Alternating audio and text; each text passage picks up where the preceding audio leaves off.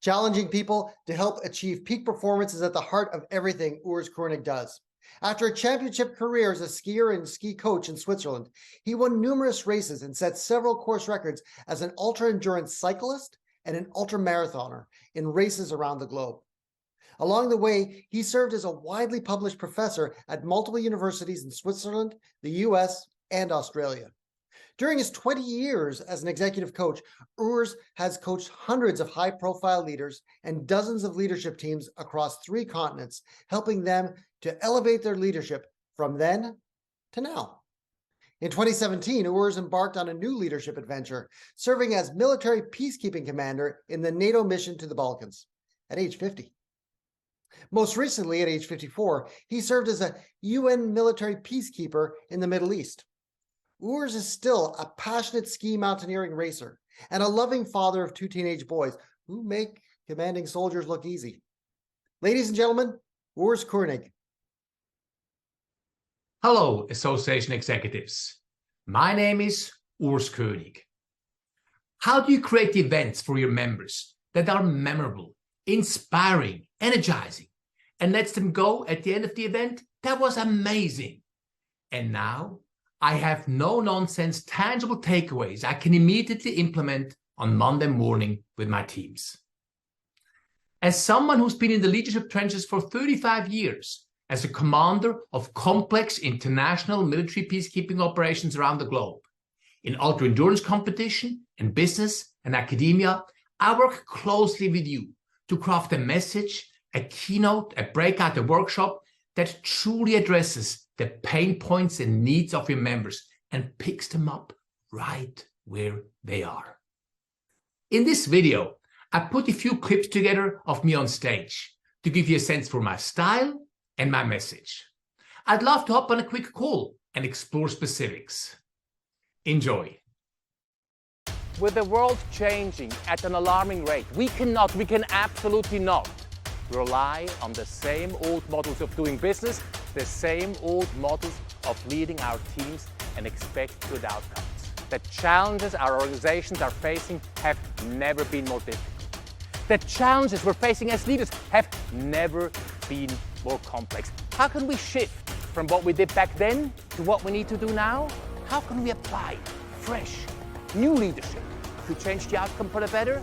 Today, I am so excited to share 5 fresh and unconventional ideas with you on how we can lead to win in this messy world. I call them the 5 shifts of then to now leadership. And the best part is, we don't need to lead a large organization or have a fancy title to benefit from these shifts.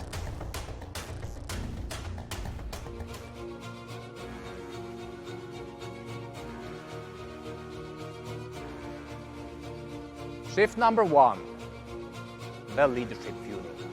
We all can have the courage to let go of outdated then beliefs and embrace more relevant, more useful now beliefs. Everything's changing. Our taste in fashion, our diets, how we interact with each other, how we work together. And then there's of course J-Lo, who never seems to change. Shift number 3, toughen results, tender on people. Toughen results, tender on people means holding our people to the highest standards while building deep and meaningful relationships with them. Being both tough and tender, having both high touch and high standards is the ultimate yin-yang of leadership. Dale Carnegie makes the concept come alive beautifully with a story about the test pilot Bob Hoover. Bob Hoover was returning from an air show in LA back to his home base in San Diego when all of a sudden, mid-air, the engine of the World War II propeller plane stopped working. With some deft maneuvering, he was able to emergency land the plane, but it was badly damaged. Upon exiting the aircraft, the first course of action he took was to inspect the fuel. And just as he suspected, the World War II propeller plane was filled with jet fuel versus gasoline. That's about the same thing as if we would fill our cars with orange juice. Upon returning to the airbase in San Diego, Hoover asked to speak to the mechanic who serviced his plane. The young man was sick with agony. Tears streamed down his face. He just had caused the loss of an expensive aircraft. He could have caused the loss of 3 lives. Nobody would have blamed Hoover for ripping into a mechanic for his carelessness. But Hoover did none of that. Instead, he put his big arm around the mechanic's shoulder, looked at him sternly, and said, "To show you that I'm sure you never ever do this again, I want you to serve my F-51 tomorrow." By using this calm, empathetic, yet very to the point way of communicating, Hoover made it safe for the mechanic to own his mistake and make good on it. Tough on results, tender on people. Can I have a show of hands? How many people do we have who enjoy working in the garden? Okay, about half of the people. As you all know, as a gardener, you can't actually make plants grow. Much like none of us and none of our leaders, we can't actually make our people do stuff.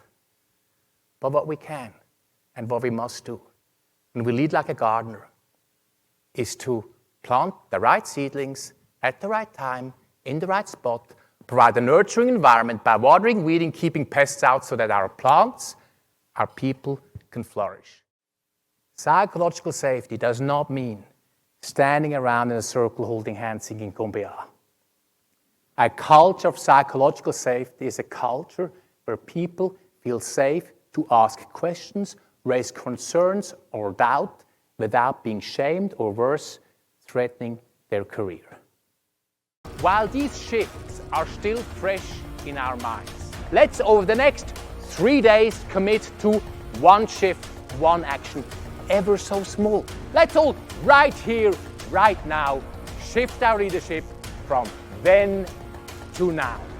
If you can do that, if I can do that, if we can all do that together, then I'm convinced our finest days as leaders are still ahead of us. Thank you.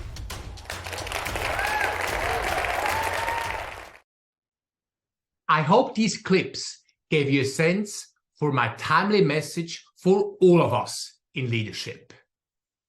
I look forward to hearing from you and help you make your event a smashing success. Thank you.